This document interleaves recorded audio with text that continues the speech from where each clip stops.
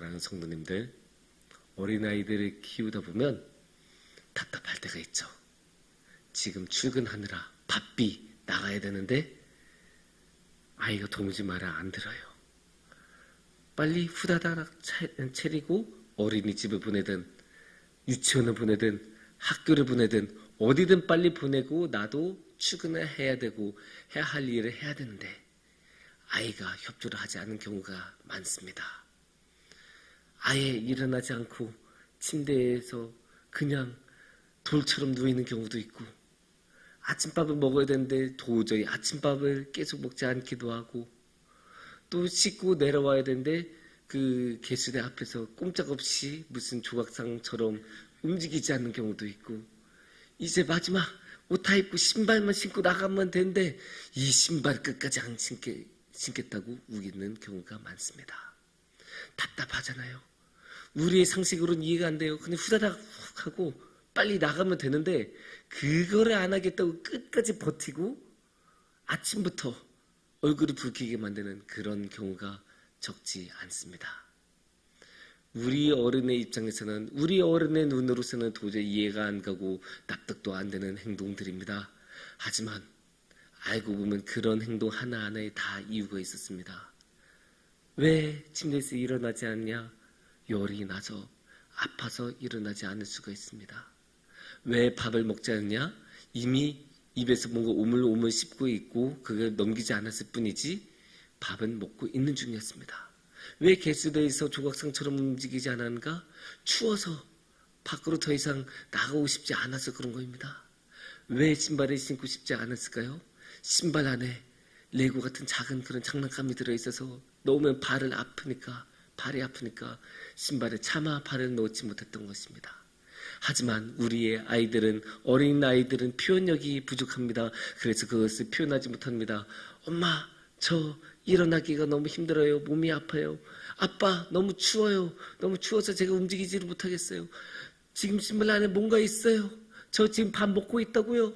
이렇게 말을 하면 오해도 하지 않고 편하게 모든 게 될 텐데 아이들은 아직 말을 그렇게 잘 못하고 표현을 제대로 못하기 때문에 우리 눈에는 그게 그냥 기행일 뿐이고 그냥 이상해 보일 뿐입니다. 하지만 아무리 그렇게 이상해 보이는 그런 행동도 알고 보면 다 이유가 있었고 다 뜻이 있었고 다 까닭이 있었습니다. 그런 경우가 굉장히 많아요. 우리가 다른 사람들에 대해서는 저거 왜 저러지? 왜 저러고 있을까? 왜 그렇게 할까? 그렇게 생각은 하는데 알고 보면 그 사람의 관점에서는 그렇게 할 수밖에 없는 상황이었고 그렇게 할 수밖에 없는 이유가 다 있었습니다. 그런 경우가 너무나 많아요. 그리고 사실 오늘의 말씀도 그래요.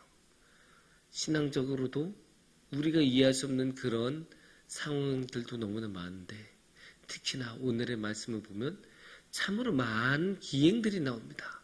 정말 너무나 많은 기행들이 나와요. 하지만 알고 보면 그런 기행들에 다 하나님의 뜻이 있었다는 것을 우리가 알 수 있습니다. 처음 보면 여러 가지 기행이 나오는데 그 중에 가장 눈에 띄는 것을 먼저 말씀드리자면 4절에서 6절을 볼 수가 있습니다. 어떻게 나오냐? 너는 또 왼쪽으로 누워 이스라엘 족속의 죄악을 짊어지되. 그리고 또 6절을 보면 그 수가 작으든 너는 오른쪽으로 누워. 그러니까 왼쪽으로 계속 누워있다가 오른쪽으로 누워있는 거예요. 왼쪽으로는 얼만큼 누워있었냐 하면 5절을 보면 390일이니라. 1년이 넘게 왼쪽으로만 누워있는 거예요. 그 다음에는 오른쪽으로 며칠? 40일은 누워있다고 6절에 나와요. 이상하잖아요. 물론 이제 이 심장이는 왼쪽으로 누워있으면 소화에는 도움이 된대요. 그래서 일부러 왼쪽으로 누운 사람들이 있을 수는 있어요. 하지만 여기서는 그렇지 않죠.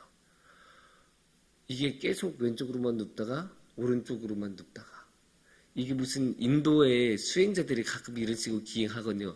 한 다리로만 계속 이제 서서 버티기, 360일 동안 해만 바라보기 막 이런 식으로 기행하는 사람들이 있어요. 그런 거하고 좀 비슷하잖아요. 한쪽으로만 계속 누워있다가 다른 쪽으로만 누워있다가. 근데 거기는 다 이유가 있었습니다. 어떤 이유입니까? 이스라엘에 대한, 유다에 대한 경고이기도 하고 또 하나님의 처벌의 뜻이기도 합니다. 죄 지은 만큼, 잘못한 것만큼 이스라엘이 잘못한 것에 대해서 1년을 하루로 쳐서 이스라엘 같은 경우는 390년이니까 390일. 그래서 390일 동안 왼쪽으로 누워있다가 유다 족속에게는 40년을 쳐서 40일. 40일을 1년에 하루 해서 40일 오른쪽으로 눕게 만든 거예요. 이렇게 다 하나님의 뜻이 이 안에는 있고 하나님의 경고, 하나님의 그 심판의 뜻이 이 안에 나타난 것으로 우리가 볼 수 있습니다. 그 다음에 또 다른 기행이 어디에 나타날까요? 오늘의 말씀에서 가장 자극적이고 눈에 띄는 말은 아무래도 13절에 아닙니다. 죄송합니다. 13절이 아니고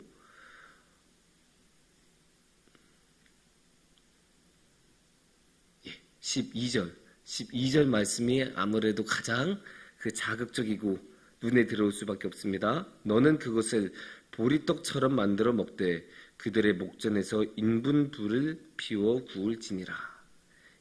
차마 여기서는 자세하게 그 제조 과정을 설명하기 어려울 정도로 민망할 정도로 굉장히 좀 그런 말씀이죠. 근데 성경에 이런 말씀이 나와요. 차마 이야기하기가 불편한 그런 모습이 나옵니다. 그만큼 굉장히 자극적인 하나님이 어떻게 이런 말씀을 여기다 집어넣었을까? 경전인 주님의 말씀인 성경에 이런 말씀을 넣었을까 싶을 정도로 굉장히 자극적인 말씀이죠. 인분.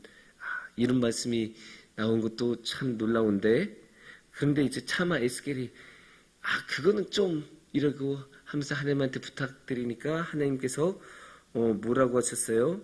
15절로 보시면 여호와께서 내게 이르시되 보라 쇠똥으로 인분을 대신하기를 허락하노니 너는 그것으로 떡을 구울지니라. 이런 단어가 성경에 들어있을 거라고는 생각도 못했습니다. 이런 원초적인 단어가 들어갈 거라고는 정말로 생각도 못했는데 근데 재밌는 거는 하여튼 이것 자체가 이제 너무나 어쩌면 충격적이잖아요. 인분이 나오고 또 거기에 대한 대치품이 나오고 또 그걸로 불을 피워서 떡을 만들라. 아무리 우리가 생각만 해도 굉장히 비위생적이라는 것을 우리가 굳이 율법까지 가지 않더라도 생각만 해도 비위생적이잖아요. 역하기도 하고 그거를 어떻게 하나. 근데 참고로 이게 너무나 비위생적인 행위니까 율법에서도 그것을 하지 말라고 했었고 그래서 에스겔도 안 하겠다고 한 거죠. 근데 이게 동물의 것으로 바꾸니까 그래도 에스겔이 그거는 따라서 그것을 했던 것으로 보입니다. 그런데 이제 우리가 보기에는 이거나 저거나 똑같아 보이는데 약간 좀 민망하긴 하지만 토막상식으로 말씀을 드리자면 그게 동물의 것으로 하는 것은 그렇게 마음이 힘들지 않았을 가능성이 높습니다. 왜냐하면 유목민들은 오늘날에도 낙타의 것으로 불을 피웁니다. 그게 우리가 사막을 생각하면 쉬워요. 사막이 어떤 모습이 우리가 흔히 생각하는 게 모래만 있는 끝없는 언덕이잖아요. 그 끝없는 언덕을 가다 보면 불 피울 게 없어요. 당연히 생각하면 그 상식적으로 그렇잖아요. 생각해보면 그렇잖아요. 나무가 없잖아요.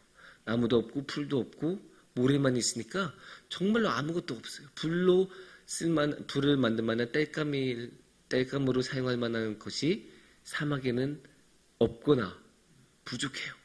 그렇다고 그 땔감을 계속 나무를 가지고 다닐 수도 없잖아요. 근데 이제 밤에는 굉장히 춥거든요. 또 위험하고 들짐승도 있고 도둑이 강도가 올 수도 있고 그래서 불은 필요하거든요. 그래서 그때 낙타의 것으로 불을 피운다고 합니다. 그게 이제 옛날부터 지금까지 이어진 풍습이에요.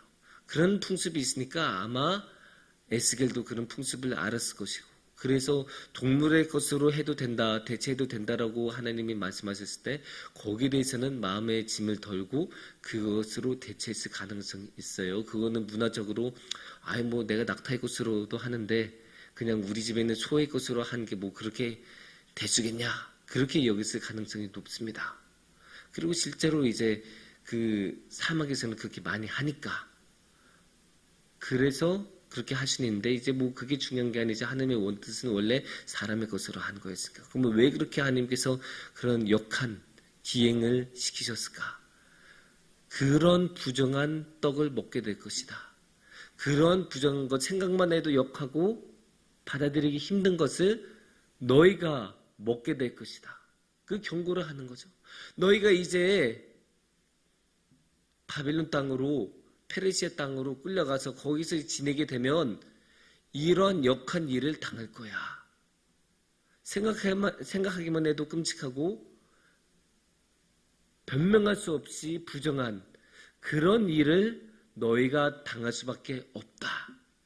그렇게 하나님께서는 너무나 분명하게 말씀을 하십니다. 13절에서 그렇게 분명하게 이야기하시죠. 여호와께서 이르시되 내가 여러 나라들로 쫓아내어 흩어버릴 이스라엘 자손이 거기서 이같이 부정한 떡을 먹으리라. 너무나 분명하게 말씀하세요. 너희들 이런 식으로 부정한 떡을 먹을 거야. 그러니까 조심해. 이런 것을 보면 오늘의 말씀은 기행으로 가득 찼는데 여러 가지 기행이 나타나는데 그런 기행에는 다 뜻이 있어요. 하나님께서 그냥 아무 이유 없이 시키지 않으셨어요. 정말로 불편한 일이고 정말로 역한 일임에도 불구하고 거기는 다 하나님 뜻이 있어요. 그만큼 우리의 처지가 우리의 상황이 역하기도 하고 우리가 겪을 불편한 상황이기도 합니다. 그런 것들을 하나님께서 우리에게 가르쳐 주시고 보여주시기 위해서 주시는 거예요. 사실 이게 이스라엘 사람들에게만 전해주는 거 아니잖아요. 유다 족속에게만 주는 거 아니잖아요. 사실 우리도 이스라엘 사람들만큼이나 유다 사람들만큼이나 죄가 많은 것을 생각하면 이러한 경고들은 이런 기행으로 표현한 경고들은 우리를 향한 경고이기도 하죠. 그래서 우리가 항상 생각을 해야 합니다. 그렇게 하나님께서 16절과 17절에도 보시면 또 내게 이르시되 인자야 내가 예루살렘에서 의뢰하는 양식을 끊으리니 백성이 근심 중에 떡을 달아 먹고 두려워 떨며 물을 데워 마시다가 떡과 물이 부족하여 피차에 두려워하여 떨며 그 죄악 중에서 쇠폐하리라. 이런 식으로 또 고난의 예고를 하십니다. 심판의 예고하십니다. 우리에게 그렇게 심판의 예고하시는 거예요. 이스라엘 사람들만이 아니라 우리에게도 심판을 예고하십니다. 그게 하나님께서 보여주시는 그 많은 기행의 뜻입니다. 우리가 살면서 하나님의 뜻을 이해하지 못한 경우가 많아요. 무슨 일이 일어났는데 왜 그런 일이 일어난지도 모르고 사태 파악도 안 되고 하지만 그런 일이 일어난 건 너무나 속상하고 그래서 원망의 마음이 들기도 해요. 하지만 원망할 필요가 없어요. 하나님의 기행에는 다 뜻이 있고 그 하나님의 기행으로 하나님께서는 우리에게 이런 심판을 보여주시고 예고하시고 깨달아 알게 하시려고 하십니다.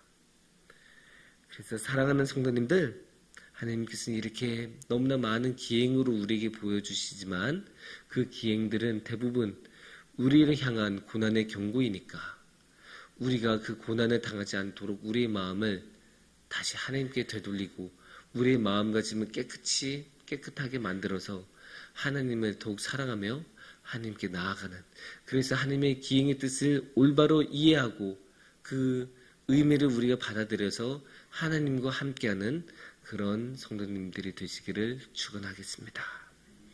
함께 기도하겠습니다.